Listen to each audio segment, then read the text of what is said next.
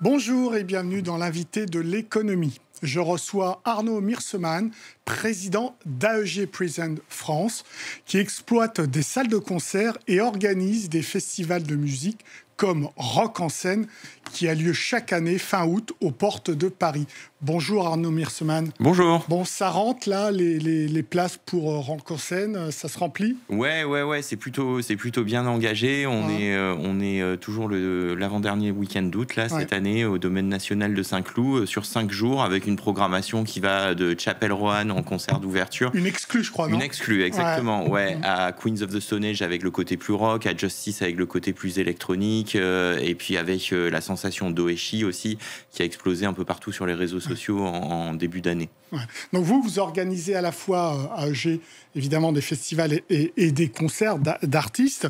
Quand vous voyez que par exemple un grand festival aussi comme les Vieilles Charrues, 250 000 entrées payantes, ils sont déficitaires d'1 million. C'est un environnement compliqué en fait les festivals parce qu'on est face à des coûts qui augmentent constamment, que ce soit des coûts d'organisation locaux à la fois sur la technique, le personnel, etc., mais aussi sur les cachets d'artistes qui eux aussi doivent faire face en fait à des augmentations de coûts assez dramatiques, notamment sur tout ce qui est personnel, voyage, etc. Ce qui fait qu'il y a une répercussion constante en fait sur le prix du billet et au bout d'un moment le public n'arrive plus vraiment à suivre. Il y a un peu de difficultés. Donc nous, tout notre travail, c'est d'arriver à garder ce prix de billet dans des quantités raisonnables tout en proposant une programmation assez exclusive. Et face à ça, en plus de l'augmentation des coûts, on est aussi face au développement des concerts en stade qui sont vachement plus présents aujourd'hui qu'à une certaine époque. Au Stade de France, désormais, une saison de concert, elle va durer 3 mois ou 3 mois et demi. Quand il y a une dizaine ou une quinzaine d'années, on avait peut-être 2-3 concerts au Stade de France sur tout l'été. Avec 50 000 personnes d'entrée. 75 000 personnes au Stade de France. Et surtout avec des artistes qui préfèrent aller jouer leur propre concert en headline pour avoir un lien direct avec leur public, où ils puissent amener eux-mêmes leur propre production, alors que sur des festivals, ils doivent transiger et s'organiser pour partager la scène avec d'autres artistes. Vous êtes déficitaire ou pas, vous ? Ah non, on n'est pas déficitaire. Non, on y trouve quand même notre intérêt. Mais c'est une équation qui commence à devenir de plus en plus complexe à tenir. Quand vous voyez quand même que ça démarre en 2009 aux Vieilles Charrues, Bruce Springsteen à 1 million d'euros le cachet. Donc ça devient pas supportable pour des festivals. Votre budget, c'est quoi ? On est sur un budget global d'à peu près 20 millions d'euros sur la totalité, mais incluant les frais d'organisation, etc. Tout ça. Mais en fait, c'est vrai que c'est compliqué de suivre l'évolution des cachets, mais le truc, c'est qu'on vend de plus en plus de billets sur des grosses têtes d'affiches qu'on ne vendait pas avant. Vous êtes obligé de les avoir. Voilà, exactement. Donc en fait, aujourd'hui, nous, Rock en scène, on est quasiment à 40 000 de personnes par jour. Et pour les remplir, on est obligé d'avoir ces grosses têtes d'affiches parce que le public est à la recherche d'artistes un peu non vus et d'exclusivité, des moments, on va dire, un peu, on va dire, FOMO, comme les kids disent, Fear of Missing Out, des moments exceptionnels qui vont avoir lieu, où on ne peut voir que ça à Paris, à Rock en scène, par exemple. Et les gens sont prêts à mettre le prix parce que c'est devenu on va dire que c'est devenu un produit, le concert, c'est devenu un produit pas forcément là, de luxe. Vous êtes à combien, vous ? On est sur des passes jours à 89 € à peu près, et des passes week-end qui peuvent monter à 200 €. Mais en termes d'économie, on est quand même vachement moins cher qu'un concert à l'Accor Arena où ça commence à devenir difficile de trouver des prix de billets en dessous de 69-70 € pour les moins bonnes places. Donc ça veut dire aussi que vous allez chercher des exclus. Donc là, vous nous avez cité une exclue, Chapel Roan. Et donc, vous vous battez aussi alors en concurrence avec les autres festivals. Il y a des recherches d'exclusivité. Bon, le fait d'être à Paris, ça aide. Et le fait aussi d'être AEG Présente, qui est un groupe qui a des ramifications internationales aussi, ça aide. Mais il n'y a pas que la recherche d'exclusivité. Il y a aussi ce qu'on appelle la curation, c'est-à-dire d'arriver à de la curation. C'est quoi ? Donc, on va dire c'est la programmation artistique. C'est d'arriver à créer un jour cohérent dans lequel, en fait, les fans de Chapel Roan vont retrouver un peu toute la couleur musicale et l'univers de Chapel Roan. C'est pour ça qu'on est allé chercher quelqu'un comme London Grammar ou Suki Waterhouse ou Love Cat qui vont jouer avec elle. Et c'est pareil, quand on fait Queens of the Stone Age sur le dimanche, on va aller chercher un groupe comme Fontaines DC ou que Stereophonics ou ce genre de choses. Quand même que ça soit cohérent et que les fans de l'univers de la tête d'affiche retrouvent une journée entière autour de cet univers. Et c'est là le travail où il doit être fait. D'empiler des groupes les uns après les autres parce qu'ils sont dans le top 10 Spotify, ça suffit pas. Il y a un vrai travail de curation artistique qui doit être fait. Et alors, donc, j'ai vu dans l'étude du Centre national de la musique qui date de 2023, mais quand même, elle dit qu'en gros, les artistes, c'est 30% du budget. Oui, à peu près, oui. Voilà, et 40%, c'est évidemment la location, les salles, la technique, etc. Et les assurances qui augmentent à cause des aléas climatiques. Ah oui, les assurances, ça vous pose un problème, ça? Alors, les assurances, c'est vrai que ça commence à devenir extrêmement cher de s'assurer parce que c'est des sinistres à répétition. Hein. Il y en a régulièrement sur des gros concerts en plein air, sur des maladies d'artistes aussi, sur des... Il faut s'assurer sur ça. Ah oui, bien sûr, il faut s'assurer sur la totalité c'est connu pour avoir quelques soucis. Ouais, on a eu quelques Gallagher. Exactement. Ouais. Ouais, exactement. On désespère pas de les voir revenir un jour avec la réunion récente, mais oui, les assurances, mais tous les événements de plein air, en fait, ça devient vraiment très compliqué à assurer et extrêmement cher. Et puis, ça va devenir un problème grandissant. Mais c'est pas que les concerts, hein, c'est de manière générale, on le voit avec les zones inondées en France, etc., où il y a des gens qui n'arrivent plus à se couvrir. Donc, c'est difficile, Et alors, il y a les subventions publiques. Vous, on vous a retiré une subvention, enfin, la ville de Saint-Cloud, à qui appartient le parc, vous a retiré 40 000 € parce que vous avez programmé NICAP, qui est un groupe nord-irlandais de rap très pro-palestinien. Comment vous prenez la chose ?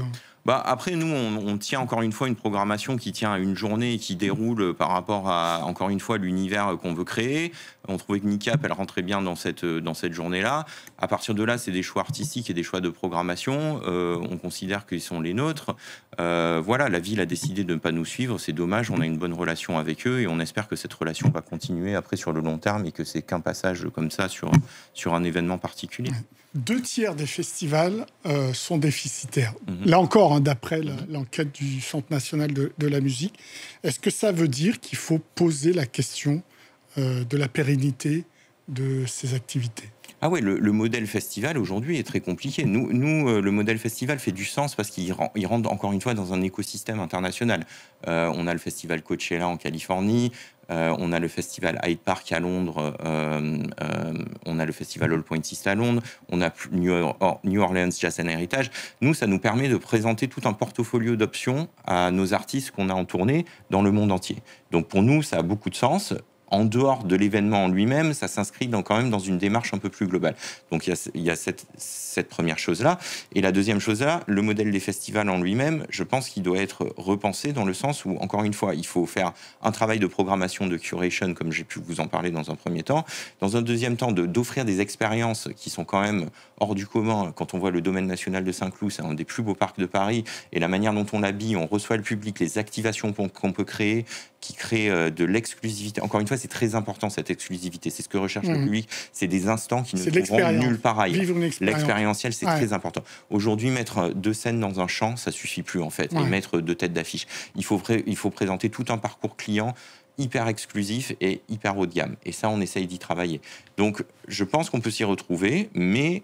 Encore une fois, je pense qu'il y a aussi beaucoup trop d'événements. Voilà. Il y a eu une espèce de bulle spéculative. Je pense qu'à la sortie du Covid, tout le monde s'est dit on recherche de l'expérientiel.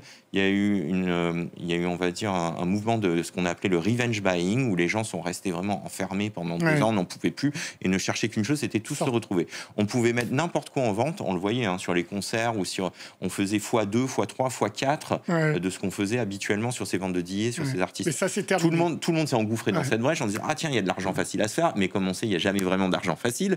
Au bout de 2 ans, on commence à atteindre un plateau et je pense qu'on risque d'avoir peut-être à un moment une stabilisation des ventes, et là je pense qu'on commence à y être, et il y a peut-être trop d'événements avec des gens qui se sont engouffrés dans un phénomène à un moment, et il va y avoir peut-être une correction du marché à un moment. Et on le voit très clairement, en Grande-Bretagne et en Allemagne, on arrive à des 40% du festival qui ne se rééditent pas, qui disparaissent. On n'en est pas là en France encore. Non, on n'en est pas là. Mais vous sentez peut-être que ça peut arriver. Peut-être. Après, encore une fois, il faut travailler la spécificité de l'événement. Quel est l'intérêt d'aller faire un événement qui va avoir un copier-coller de programmation d'un autre événement à 100 km dans un parc qui est le même, etc.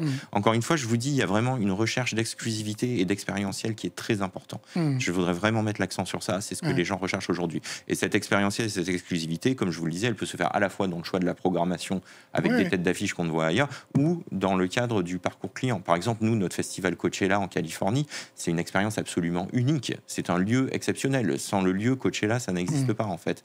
Et ça, c'est extrêmement important. Et pourtant, vous dites dans une interview que l'avenir, c'est plutôt les concerts solo. Alors non, j'ai pas vraiment dit ça. J'ai dit que c'était complémentaire avec les festivals. Je vous en ai parlé un petit peu plus tôt. Je vous dis qu'il y a ce phénomène où les grands artistes, en fait, au lieu d'aller en festival aujourd'hui, vont peut-être chercher à aller faire un stade. Kendrick Lamar est en tournée, il va pas dans les festivals. Ouais, exactement. Après, il a fait des festivals il y a 2 ans. Donc vous voyez, ça dépend où on en est dans le cycle album, parce que c'est quand même encore lié à des sorties d'albums. Au début du cycle album, en général, l'artiste va vouloir aller faire son propre show à lui, où il va pouvoir être dans une grande salle et vendre les billets sur son nom pour montrer sa valeur. Et dans un deuxième temps, une fois qu'il a montré sa valeur à tout le marché, va aller jouer en festival et ça va lui permettre d'aller accrocher des cachets en lien avec la valeur qu'il a prouvée quelques mois avant, en fait. Donc c'est assez complémentaire, les festivals et les headline shows. Mais c'est vrai qu'on voit quand même un mouvement général de groupes qui avaient l'habitude d'aller faire des festivals, qui préfèrent aller jouer sur leur propre show en stade, parce que, encore une fois, ils maîtrisent leur production, il y a ce lien direct avec les fans, et il y a aussi le fait qu'ils puissent prendre peut-être un plus gros cachet qu'en festival, parce que les prix de billets, comme on a pu voir, il y a une inflation quand même assez dingue, permettent d'atteindre des montants sur des headline shows qu'on ne pouvait pas atteindre avant. Merci beaucoup Arnaud Mirsaman pour vos réponses. Merci. L'invité de l'économie est terminé. Évidemment, vous pouvez retrouver cette émission sur france24.com, sur nos réseaux sociaux et sur nos podcasts. Au revoir.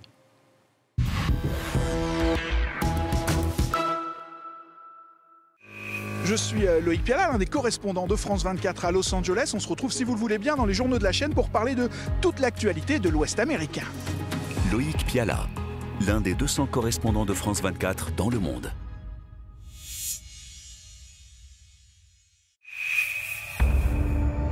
En 2015, Ahmed et Jian ont fui l'enfer de la guerre en Syrie.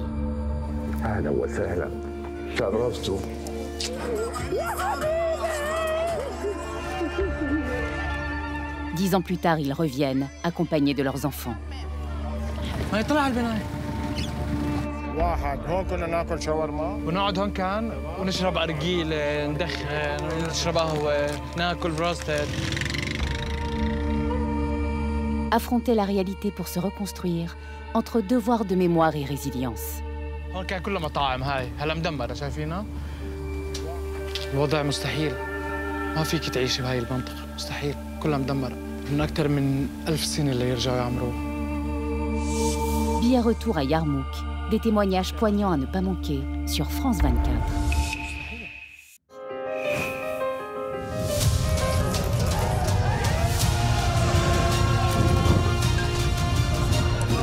Les portes s'ouvrent. C'est quand même incroyable comment ils sont faits. C'est quelque chose de fou. Ça résonne en nous. C'est comme si tu étais dans un autre monde.